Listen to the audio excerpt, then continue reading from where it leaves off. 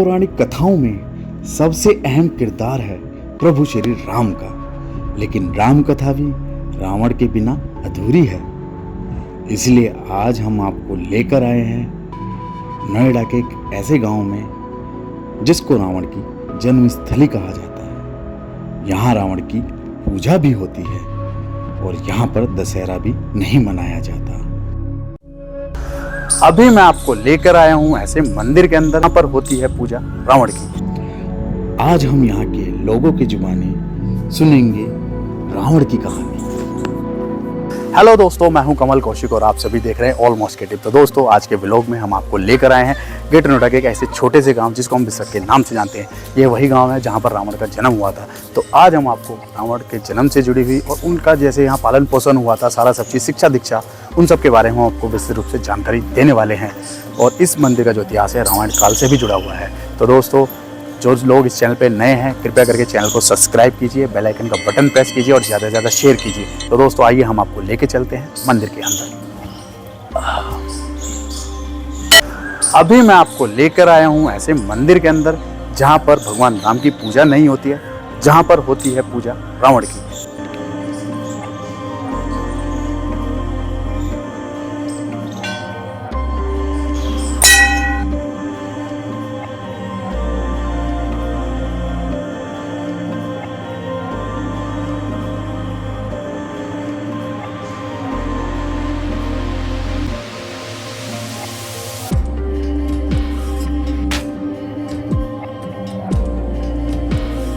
इस शिवलिंग की स्थापना जब पृथ्वी की संरचना हुई थी उसी के दौरान हुई थी। इसकी जो संरचना करी थी ब्रह्मा जी के जो मानस पुत्र थे पुलस्त्य ऋषि, उन्होंने करी थी। जब ब्रह्मा जी ने सप्त ऋषि को बोला कि आप सृष्टि की संरचना कीजिए, तो जो पुलस्त्य ऋषि थे वो सप्त ऋषि थे। तब उन्होंने अपने पिताजी के कहने पर सृष्टि की रचना की और ब्रह्मा जी और पुलस्त्य ऋषि ने कठोर तपस्या के दौरान यहाँ पर शिवलिंग को प्रकट किया था। ये जो शिवलिंग है स्वयं प्रकट हुआ था। पुलस्त्य ऋषि के पुत्र विश्रवा की यही तपस्या स्थली थी जो कि रावण जी के पिताजी थे। तो उन्होंने यहाँ पर कठोर तपस्या की थी, जिस तपस्या के कारण उनको विश्व में माना जाता था। तो उनकी जो पहली पत्नी थी उनसे कुबेर का जन्म हुआ था और रावण जो थे उनकी दूसरी पत्नी केकसी से पैदा हुए थे। तो यही जो रावण की है जन्मस्थली यही है। ये जो मेरे पीछे मंदिर देख रहे हैं यही है शिवलिंग जिसकी रावण ने कठोर तपस्या करी थी। तो पहले इस गाँव के नाम को विश्रवा के नाम से जाना जाता था, लेकिन जैसे समय बदलता गया, टाइम बदलता गया, उसके हिसाब से इसका नाम विश्रक रख दिया। तो रावण ने यहाँ पर अपने पूरी शिक्षा गहन अध्ययन पूरा यहीं पर करा था। और रावण ने जो तपस्या करी थी, जो अपने शीश का दान इसी शिवलिंग के सामने शिव जी को तपस्या करने के दौरान दिया था। तो शिव जी उनसे प्रसन्न हुए और प्रसन्न होने के बाद शिव जी ने उनको 10 मुखी शीश का वरदान दिया और रावण को जो विश्व में जीतने का और जो उनके मतलब चलने तक से पृथ्वी कांपती थी, सारे जो वरदान प्राप्त थे वो उनको यहीं शिव जी के द्वारा मिले थे जब उन्होंने कठोर तपस्या करी थी। यह जो शिवलिंग है यह बहुत ही दिव्य शिवलिंग है जिसके हम आज आपको अच्छे से दर्शन कराने जाने वाले हैं। तो आइए मेरे साथ, मैं आपको दर्शन कराता हूँ इस दिव्य शिवलिंग के।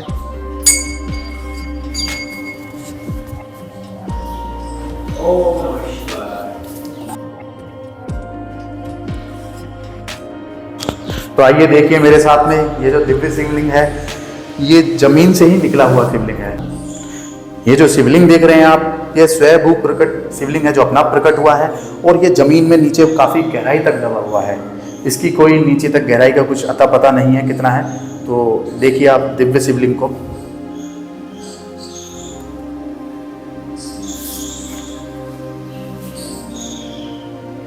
ऐसा भी कहा जाता है कि रावण ने हमेशा 10 दिशाओं को बांधकर पूजा की थी।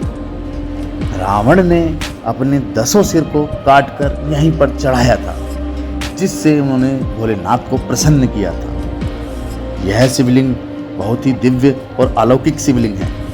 इस शिवलिंग में 8 कोण बने हुए हैं। रावण ने इसी शिवलिंग पर 10 दिशाओं को बांध के रखा हुआ था।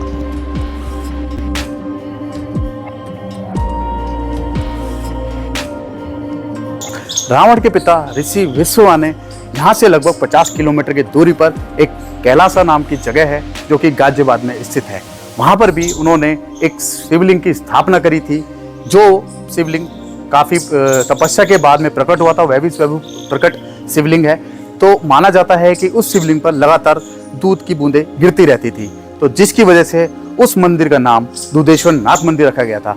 तो उस मंदिर का जो रास्ता रावण के पिताजी और रावण यहाँ से वहाँ पर तपस्या करने जाते थे, नीचे से यहीं सर एक रास्ता बना हुआ है जो सीधा वहीं पर जाके निकला हुआ है, तो वो भी हम आपको आज दिखाने वाले। आइए, इधर मंदिर के बराबर में एक नीचे देख रहे हैं यहाँ पर जो सुरंग बनी हुई है, कहते हैं इस सुरंग का रास्ता यहाँ से श्रीलंका भी जाता है। काफ़ी लोग ऐसा भी कहते हैं, लेकिन काफ़ी लोगों का मानना है कि यहाँ से जो ये सुरंग का रास्ता है जो गाजियाबाद में दूधेश्वर नाथ मंदिर है, जहाँ पर रावण जी और उनके पिता ऋषि विश्रवा तपस्या करने जाया करते थे और शिवलिंग पर दूध चढ़ाने जाया करते थे। तो आइए देखो, मैंने टॉर्च जला ली है, अभी दिखाते हैं आप नीचे चल के क्या है इसमें, कैसे किस तरीके से। आइए, थोड़ा आराम से आइएगा, आराम से। नीचे काफ़ी ये बंद कर दिया गया है, लगता है पक्का बना हुआ है इधर आके।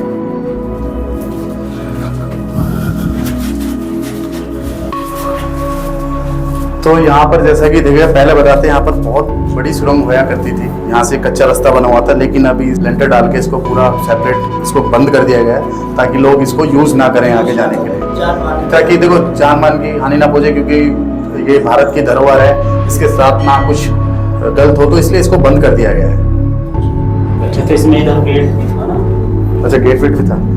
वैसे तो पूरे विश्व भर में दशहरे का जो त्यौहार होता है बड़े धूमधाम से मनाया जाता है, क्योंकि उसी दिन भगवान राम रावण का वध करके वापस जो आए थे, अयोध्या लौटे थे, तो जिसकी खुशी में दशहरे का जो पर्व मनाया जाता है। लेकिन ये जो विसरक है, इस गांव में दशहरा नहीं मनाया जाता है, क्योंकि ये रावण की जन्मस्थली थी। उसने यहाँ पर बहुत घोर तपस्या करी थी और उन्होंने अपनी शिक्षा दीक्षा सब यहीं पर करी थी, और जिसकी वजह से पूरे गाँव वाले दशहरा नहीं मनाते और यहाँ पर रावण की पूजा होती है। तो रावण का जो इतना तपस्या से शिव जी खुश हुए, प्रसन्न हुए थे, तो अगर यहाँ पर आज के टाइम में किसी भी इंसान को अगर सांप खा लेता है तो उसका जहर उस पर नहीं चढ़ता। दोस्तों, यहाँ के इतिहास के बारे में, जो इस मंदिर से जुड़ा इतिहास है विसरक का, इसके बारे में आपको विस्तृत रूप से जानकारी दे चुके हैं, और रावण के जन्म से लेकर जो उन्होंने यहाँ तपस्या करी थी उस सब के बारे में आपको विस्तृत रूप से जानकारी मिल चुकी है। लेकिन सवाल उठता है कि रावण यहाँ से श्रीलंका कैसे गए, तो उसी के बारे में हम यहाँ पर जो मंदिर के जो पंडित जी, आचार्य जी हैं, प्रिंस जी, उनसे हम आपको विस्तृत रूप से आज जानकारी देने वाले हैं। तो पंडित जी बताइए कि यहाँ से रावण जी जो थे वो लंका कैसे पहुँचे? भैया, यहाँ से रावण जी लंका पहुँचे। लंका जो कि शंकर जी ने अपने पार्वती माता के लिए बनवाई थी। पार्वती माता रुष्ट हो गई थी। अच्छा, वो जो बनाई थी लंका शिव शंकर ने पार्वती जी के लिए।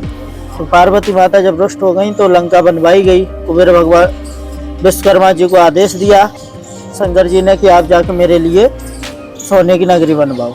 जब उन्होंने सोने की नगरी बना के तैयार कर दी, शंकर जी को दे दी, तो उस टाइम वैसा ये उठा कि इसका पूजन किससे करवाया जाए। तो पूजन करवाने के लिए सृष्टि में सबसे विद्वान रावण के जो पिताजी थे, तीनों लोगों में सबसे बड़े विद्वान वही थे, ऋषि विश्रवा। उनको बुलवाया गया, उन्होंने गृह प्रवेश करवाया। जब गृह प्रवेश करवाया तो शंकर जी बोले कि आप क्या दक्षिणा लेंगे, जो आज भी आप लोग देते हैं। तो आज आप लोग पंडित जी तय करके पहले ही से जाते हैं। पहले ऐसा नहीं था, पहले जो पंडित जी ने मांग दिया वो दे दिया, सामने मांग लिया वो दे दिया जाता।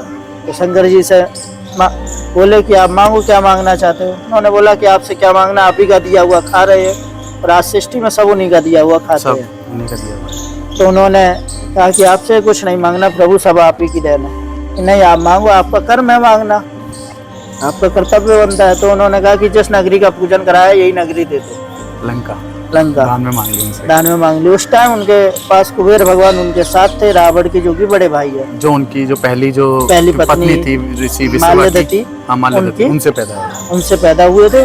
तो कुबेर भगवान का भविष्य देखते हुए उनको वहाँ का राजा बना दिया गया। और जब कुबेर भगवान को राजा बना दिया गया तो उस टाइम रावण के भी मामा, जैसे महाभारत में मामा का मामा सब उन्हीं थे, वो आया पार्ट, वैसे इसी में भी मामा का पार्ट में आया। तो मामा लोगों की बुद्धि से रावण को भर दिया गया। रावण ने जाके कुबेर भगवान से युद्ध किया तो रावण ने विजय पा ली। उसके बाद में रावण लंका का राजा बन गया। पुष्पक विमान है, विमान उन्हीं से छीना था, कुबेर भगवान से छीना हुआ। इस प्रकार से वो लंका पहुंचे। तो दोस्तों, यहाँ के बारे में जितनी भी डिटेल थी, जानकारी थी, वो सारी हम अपने माध्यम से और पंडित जी हमारे प्रिंस, इनके माध्यम से आप लोगों तक पहुँचा चुके हैं। यहाँ के बारे में मैं आपको दे चुका हूँ विस्तृत रूप से पूरी जानकारी। अगर यहाँ पर कोई कमी रह गई हो तो कमेंट में जरूर लिखिए। और दोस्तों, जो मेरी वीडियो को पहली बार देख रहे हैं, जो मेरे चैनल पर नए हैं, चैनल को सब्सक्राइब करना ना भूलें, और ये जो बेल आइकन है इसको दबाना जिससे मेरी आने वाली वीडियो की नोटिफिकेशन आपको आराम से मिल पाए। और दोस्तों जल्दी ही मिलते हैं हम आपसे अपने नए व्लॉग के साथ में। देखते रहिएगा द ऑलमोस्ट किटेक।